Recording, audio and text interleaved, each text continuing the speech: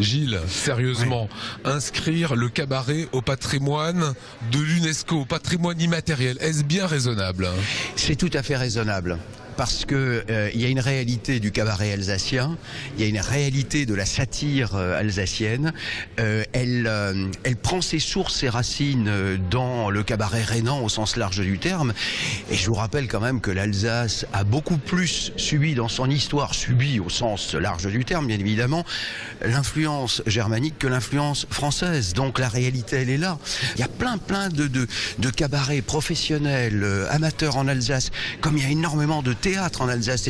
Je crois que c'est la première région de France ramenée au nombre d'habitants pour le nombre de troupes de théâtre, etc. Donc, si vous voulez, quelque part, c'est une façon de formaliser les choses et de dire à l'UNESCO, qui a reconnu le Fest-Noz, qui a reconnu la gastronomie française, pourquoi ne pas reconnaître le cabaret alsacien? Ça veut dire fédérer les troupes, les scouts, Roger Siffert et sa choucrouterie, la Boudigue, aller sur les traces de Germain Muller et du Barabli. Absolument, c'est exactement ça. En fait, cette démarche, c'est une occasion de transmettre la tradition, parce que c'est une vraie tradition ancrée dans la culture alsacienne, ce qui lui permet justement de se moquer d'elle-même, de se moquer des autres. Comme de toute façon on ne peut pas faire confiance aux autres puisqu'ils nous envahissent régulièrement, la meilleure façon c'est de se défendre nous-mêmes. Et nous défendre comment?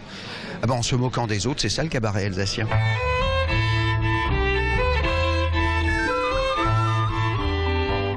Roger, vous avez déposé auprès de l'UNESCO une demande pour inscrire le cabaret au patrimoine immatériel. Est-ce que c'est bien sérieux?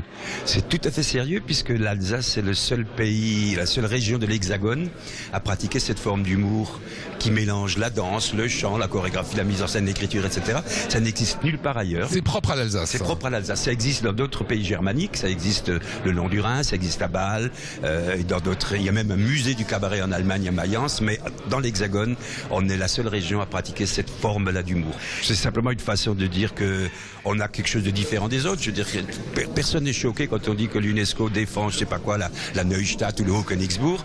L'UNESCO peut aussi protéger ce sens de la satire, ce sens de l'autodérision qui actuellement, vu la situation politique et journalistique, le cabaret est quand même extrêmement précieux. C'est pour ça que je vais monter cette école de cabaret, pour que la jeune génération, toutes langues confondues, puisse apprendre les techniques du cabaret qui sont spécifiques au cabaret, qui n'existent pas dans le théâtre.